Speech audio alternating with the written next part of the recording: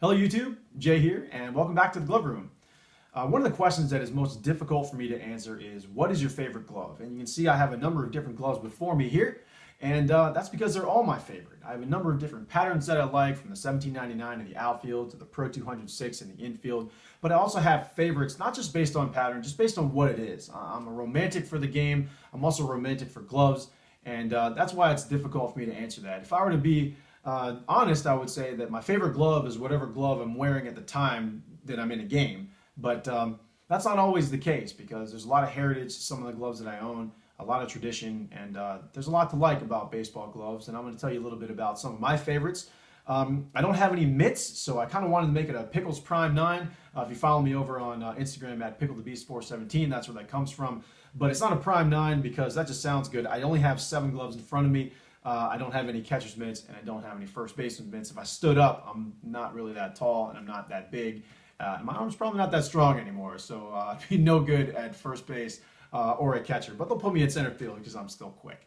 So anyway, let me turn this thing around. If you guys haven't noticed, and I know you have, I have a table now, and I've always had that table the entire time that I've had this channel. I never honestly thought to pull it out of storage when we move. So I've also got a chair. If anybody would like to be my special guest, I can ask you some questions, or you can ask me some questions.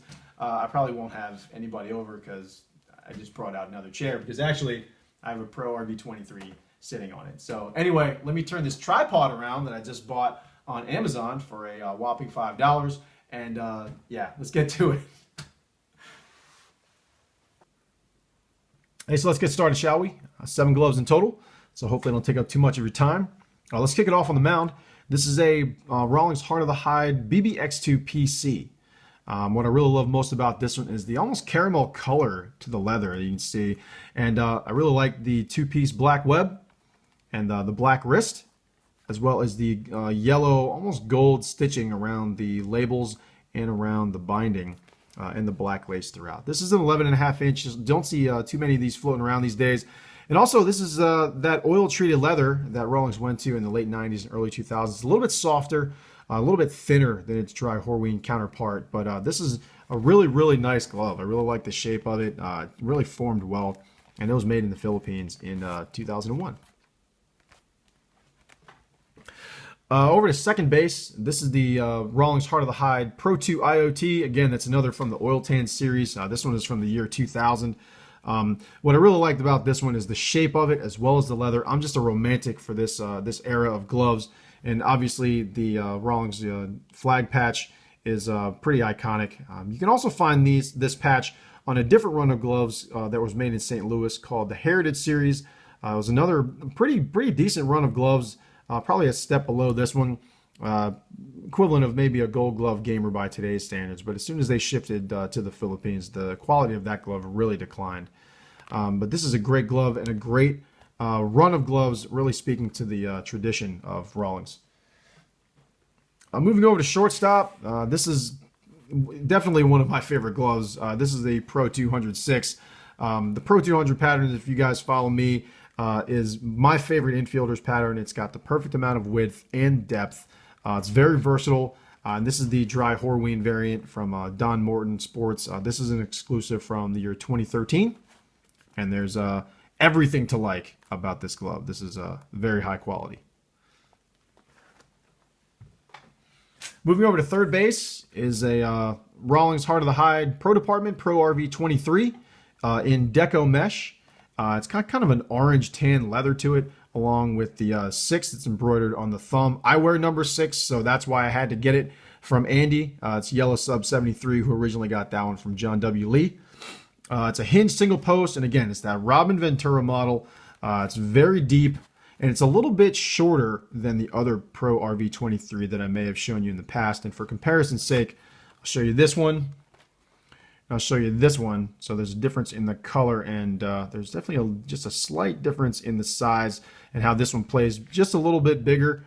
But I really like this one. This one's a lot stiffer too. It's probably because of the Deco Mesh. But this one at third base is great. I also use this one at shortstop in softball, if they ever were dumb enough to put me in the infield. And this is just a great glove to play catch with. The outfielders. as an outfielder, these are really some of my favorite gloves. Obviously, my gamer is an A2K 1799. I love Wilson in the outfield, so I've talked about this one a number of times, so I'm going to digress and talk about something else. But for a second, I love that squared off heel and a great channel coming from the fingers into the pocket. Had to throw that in there. This is an A2K 1955. This is the dial fit system, and this is pretty unique. A lot of you younger ball players may not have seen the dial fit system, but the idea behind it is that you could open up the wrist and you can tighten the wrist here. I can feel it getting tighter on my pinky and my thumb. The problem is this dial itself wasn't very durable, so this thing would pop off if you would slide or if you would make a diving catch here. You can see how this one kind of shows too much of itself, and this thing is made of rubber and it popped off a lot. So these things weren't too durable. You saw the series on guys like Barry Bonds and also Greg Maddux, and it's a great glove. This is an A2K. It's Pro Stock Select from 2008. It's an AAX glove code, so yeah, 2008. And I love this web, and it's a 12.5 inch. And last but not least, for the outfield is a Mizuno MWV 710. I left the tags on this one because I'm not sure what I'm going to do with it. I'm probably going to keep it because this really represents a great period in glove history. This leather, you guys might not know what this is, but this is Saul's leather. It's a United States tannery. It closed down in 2001, but Mizuno made their gloves out of this leather, and this glove is actually made in the United States. You see there on the pinky. It's a fastback, and I know, if you guys know me, you know I don't like fastbacks, and it's not made for a six-finger grip either. But there's something about the heritage of this company, from Mizuno to Saul's. I love my H-Web, sure, but Saul's leather made some of the best stuff in the world. Their leather was distributed worldwide until they closed down in 2001.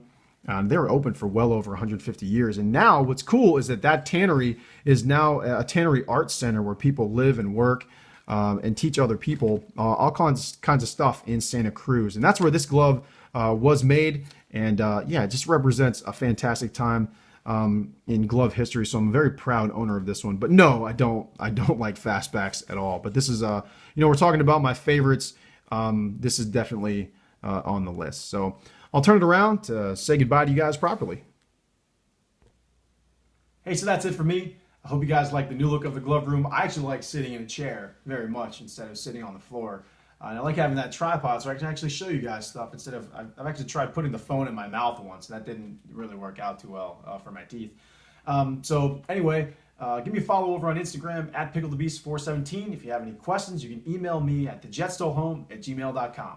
Thanks for watching, and as always, stay grassy.